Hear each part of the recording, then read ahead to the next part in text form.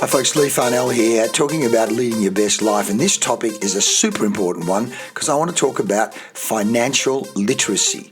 Financial literacy, super important if we're going to lead our best life. Stay tuned. Well, welcome back. This topic came about because in our lift to seat last week, Vivienne was in the seat. Now, Vivienne said she'd gone to school and she was not quite sure what to do, and she was in a course, I think, on accounting, and she thought, accounting's so boring. And one of the lecturers said at one stage, you know what? Spreadsheets tell stories. Spreadsheets tell stories, and you need to be able to look at numbers and speak the language of numbers. Speak the language of numbers. Now, as soon as I say that to you, your brain will either go, yeah, that's me, I can understand that, I can look at numbers and it'll tell me the story.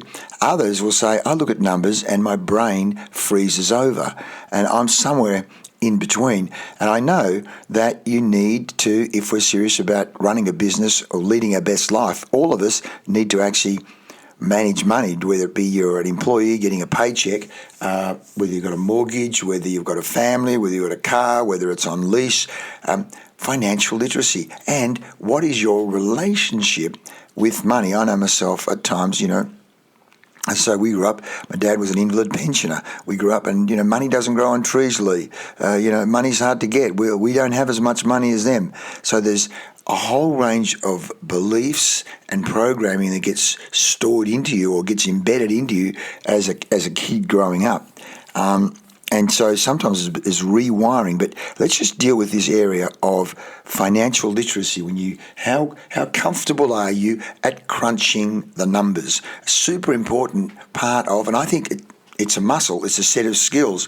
So to make decisions, to do deals, to have a business, you've got to be able to crunch the numbers, look at the numbers, be comfortable with numbers. How do you get comfortable with anything? Keep doing it. So how do you get comfortable swimming? Like today, friends of mine saying they're swimming in 16-degree water. A number of them swim without wetsuits on. I've got friends in Melbourne swimming in 10-degree water. How do they get comfortable doing that? Well, they do it more regularly, and they prepare for it, and they might wear the right gear. In other words, there are things you can do to prepare yourself and get good at getting comfortable being uncomfortable.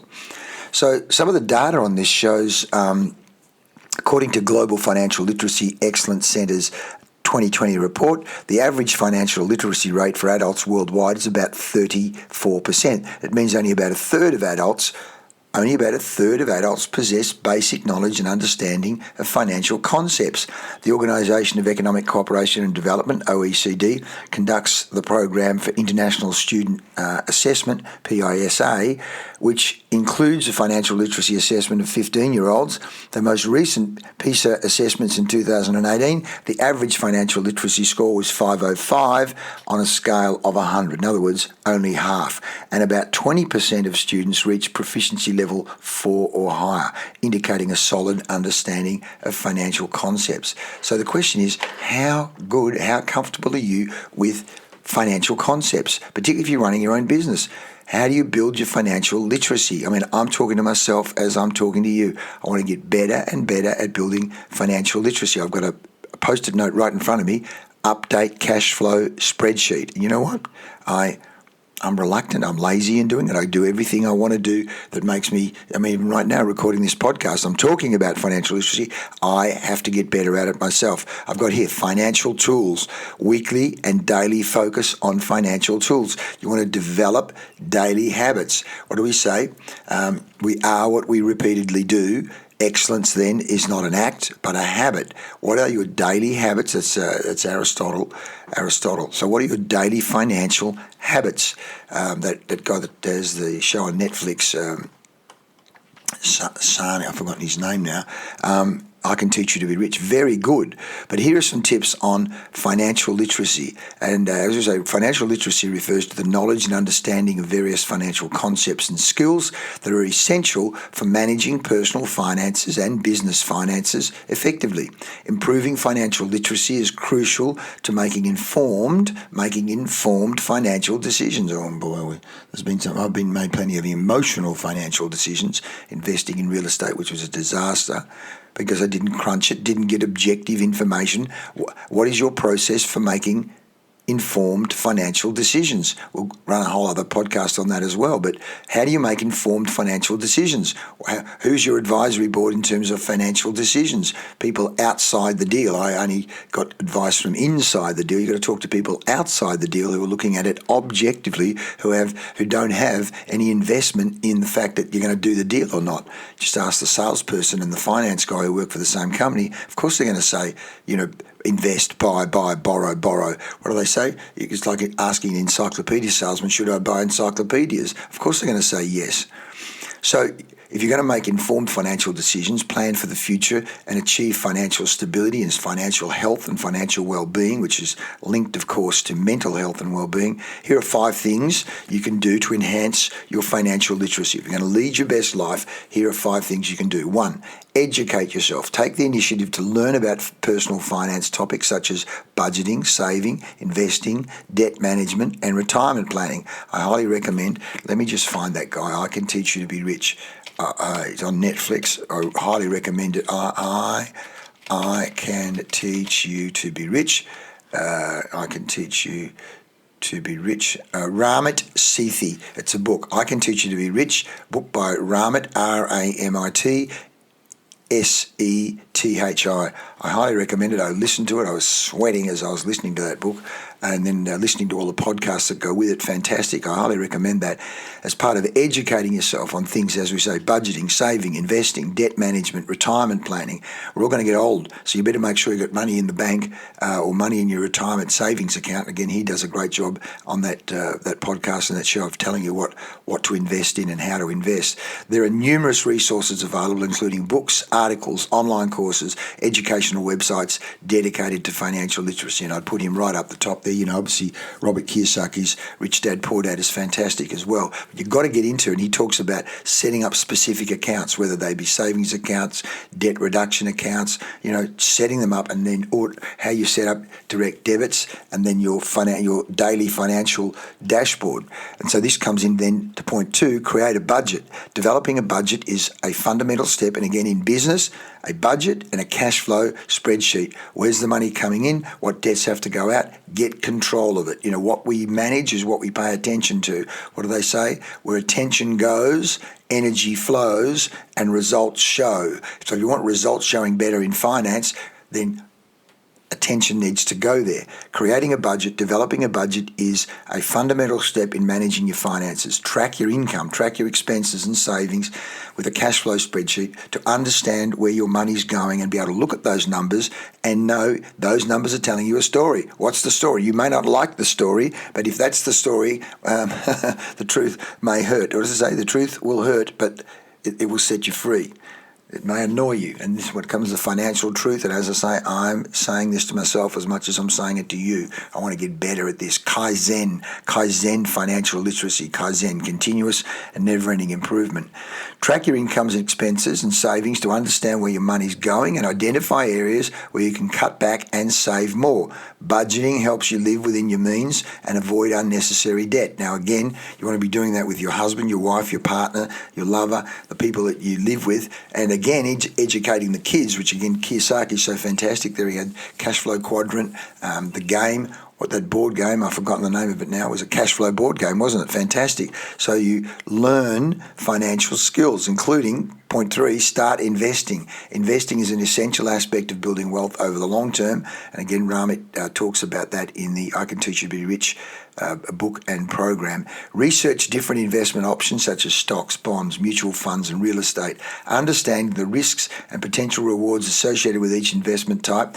If you're new to investing, consider starting with low-cost index funds or seeking advice from a financial advisor. And again, Ramit talks about that in terms of pay an hourly fee, don't pay commission, don't pay percentage.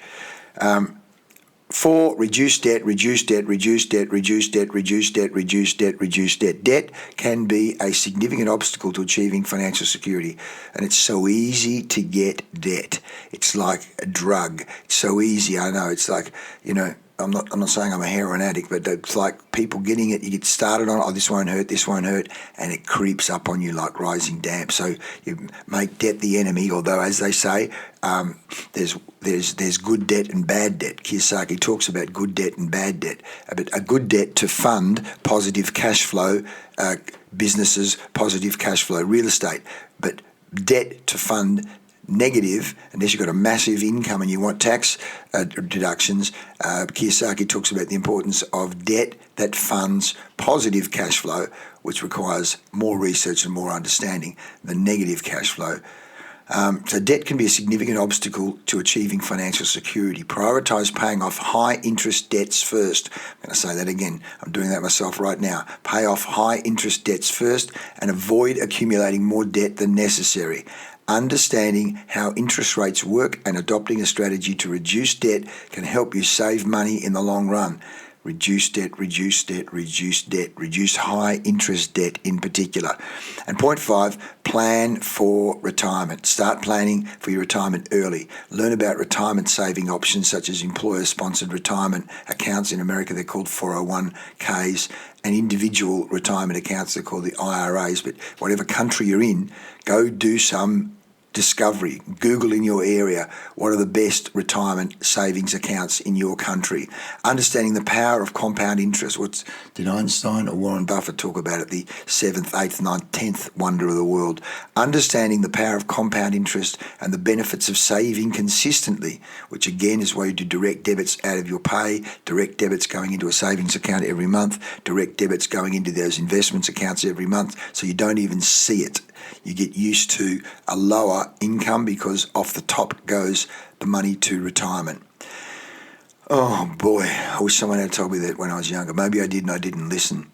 And the benefits of saving consistently for retirement can significantly impact your financial future. Ramit talks about that incredibly as well. Bonus tip, stay informed and seek professional advice. Stay updated on financial news and economic trends that might affect your finances. Talk to people in the know, whether it be at the boat club, the yacht club, certainly friends of mine in water polo. There's a whole group that get around talking about investment. At times I shied away from them, whereas in fact I should have been in there with them, because some of them have made literally millions and millions of dollars investing in some of the investment programs, even within people within our own water polo club. Oh boy. Additionally, don't hesitate to seek advice and guidance from financial professionals like certified financial planners if you've got a complex financial situation or need personalised advice. But again, talk to people you trust about money. Talk to people who are good with money, and they'll tell you. The whole idea of being what we call steely. They look at the numbers more often. They talk about numbers more often. It's like going to the numbers gymnasium, crunching the numbers, discussing money and numbers. Remember, improving financial literacy is an ongoing process if you want to lead your best life, and it's essential to apply that knowledge you gain to your financial decisions and goals.